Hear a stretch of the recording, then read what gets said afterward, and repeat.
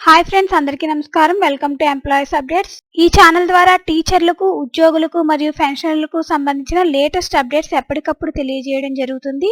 ఈ వీడియో కనుక మీకు నచ్చినట్లయితే లైక్ చేయండి, షేర్ చేయండి, అలాగే మన ఛానల్ను సబ్స్క్రైబ్ చేసుకోండి. ఉద్యోగులకు ఆన్లైన్లో చెల్లింపుల్లో కొత్త విధానం. రాష్ట్ర ప్రభుత్వం ఉద్యోగులకు ప్రతి నెలా చెల్లించే జీతాలు, పదవీ విరమణ చేసిన వారికి పెన్షన్ల చెల్లింపు విషయంలో నూతన విధానానికి శ్రీకారం చుట్టింది.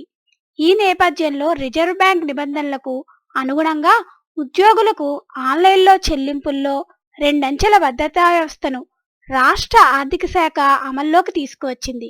సిఎఫ్ఎంఎస్ హెల్ప్ అప్లికేషన్స్ ద్వారా చేసే లావాదేవీలకు రెండంచెల భద్రతను తప్పనిసరి చేసింది.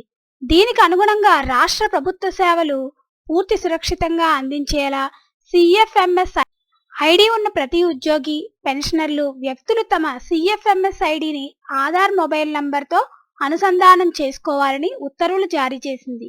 సిఎఫ్ఎంఎస్ హెల్ప్ అప్లికేషన్స్లో సురక్షితంగా లాగిన్ అవడానికి ఆధార్తో అనుసంధానమైన మొబైల్ ఫోన్కు వచ్చే వన్ టైం పాస్వర్డ్, ఓటీపీ నమోదు తప్పనిసరి చేసింది.